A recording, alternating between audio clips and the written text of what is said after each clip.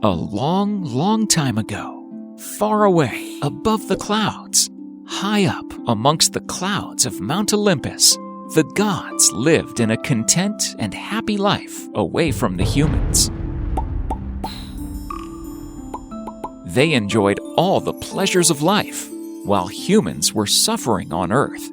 At times, when the gods were bored, they would play with the humans on Earth as well. They thought it was good fun by keeping away the fire from people for many, many years. People on Earth could cook and warm themselves using the fire, but without it, they were suffering.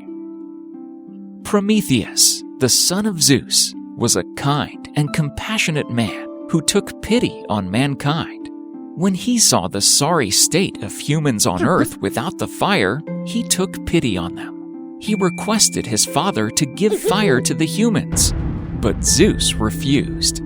So one night, he stole the fire from Zeus and gave it to the people on Earth. Zeus was very angry and ordered that Prometheus be chained to the side of a mountain to suffer there for all eternity. But that wasn't enough for Zeus. He decided to punish him further, and this time he decided to trick his son. The gods created a beautiful woman called Pandora and took her to Prometheus. But Prometheus had his doubts. He was afraid that the gods were trying to trick him, so he decided to ignore her. However, his brother, Epimetheus, fell in love with the beautiful Pandora and decided to marry her. They got married, and they lived happily together for many months.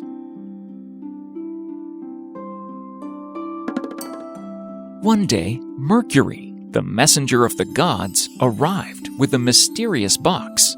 He asked Pandora and her husband to take care of it while he was away. Before he left, he warned them to never open the box. For days, Pandora could not take her eyes off the box. All the time, she wondered what was inside. Could it be full of shining jewels, glittering robes, or diamonds? Whenever Epimetheus was away and no one was around, Pandora would go near the box and run her fingers over the polished wood and the golden clasp. However, one day, she could bear it no longer, and her curiosity overcame her. She crept up to the box and gently opened the clasp. Slowly lifting the lid, she peeked inside. Gods had filled the box with all kind of evils. Disease, misery, and death swooped and buzzed out of the box, stinging her. Pandora screamed and screamed with pain and fear. Epimetheus heard her cries as he rode into the courtyard. He ran to aid her, taking her into his arms, and comforted her as the evils flew out of their house and spread across the land. It was then that Epimetheus heard a tiny little voice calling from the box, "Let me out! Let me out!" Believing that nothing inside the box could be worse than the horrors that already got out, he opened the lid once more. All that remained was a tiny, crumpled butterfly shivering in the corner. The beautiful butterfly was hope, which Mercury had hidden amongst the evils, taking pity on mankind. Slowly, it unfolded its sparkling wings and brushed them against Pandora, healing her wounds. Ever since, humans have been able to hold on to this hope in order to survive the wickedness that Pandora had let out.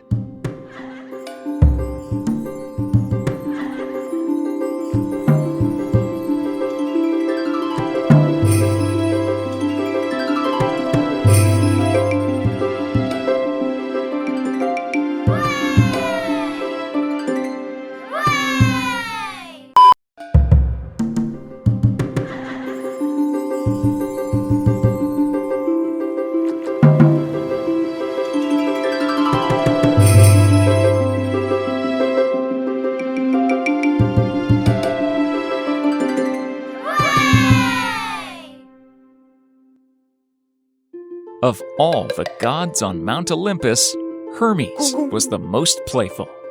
He was the son of Zeus, the king of the gods, and of Maia, a Titan's daughter. On the very day of his birth, the 4th day of the month, this little boy started his mischiefs. One night, his mother had fallen asleep. The little boy opened his eyes, which sparkled with that gleam of troublemakers. He quietly climbed out of his basket and managed to run all the way to Thessaly, where his brother Apollo was shepherd in charge of a great herd of white cows. Apollo, as usual, was busy behind one of his romantic pursuits. He neglected his duties and was not watching over the herd. Hermes had an idea. The younger brother of Apollo decided he would steal the cows. He patted the cattle's feet and made them walk backwards to confuse the trail. Apollo would never know which way to look for his missing cows. Hermes was indeed intelligent. He laughed as he headed back toward Mount Olympus, the cattle trailing behind him. On the way home, Hermes spotted a tortoise shell. That gave Hermes another idea. He made his first lyre out of the tortoise shell and string. Then the little boy started playing the lyre. The sound, the music of the first lyre was so beautiful that the clouds danced with joy and the trees trembled. Hermes knew he would charm all who heard it. Back home, Hermes hid the cattle in a quiet grove. Pleased with his night's work, Hermes hurried back to the house and crawled into his basket, where he pretended to be fast asleep. Maia was not fooled. She knew that her son somehow, though he was but a baby, had been up to mischief. She stood over him and watched as he pretended to sleep, and she could not help but smile. At dawn, Apollo stormed into the cave. He went at once to little Hermes' basket and cried, "Give me my cows!" Hermes looked up at him, his eyes wide, and said, "But I'm just a baby. I couldn't steal a cow." Apollo was furious. "I'll punish you for this," he raged. And Hermes leaped from his crib and began to run, Apollo fast on his heels. When the other gods saw this sight, they burst out laughing. "Ha ha ha! Look at the great god Apollo chasing a baby," they laughed. But Apollo cried, "This little boy is no ordinary creature. He's stolen my cows." And then Apollo raged to his father Zeus. "Father, he must return them to me. Tell him so." Now Zeus was not pleased with the theft, but even he could not help but smile at the mischief caused by this amazing little lad. Still, he wished his sons to love each other, and so he commanded Hermes to return the cows. Hermes bowed his head before his father and said, "I will, father." To make amends, Hermes gave Apollo his lyre made of tortoiseshell, and so the brothers came to love each other. And from that day on, they often exchanged gifts and wisdom. Zeus made him the herald of the gods, placing upon his head a golden hat with wings. Upon his feet, Hermes wore a pair of golden winged sandals. As the years passed, Hermes became a favorite of all the gods, and of men too, for he often was the protector of heroes, guiding many to safety and comfort, but always with a gleam in his mischievous eye.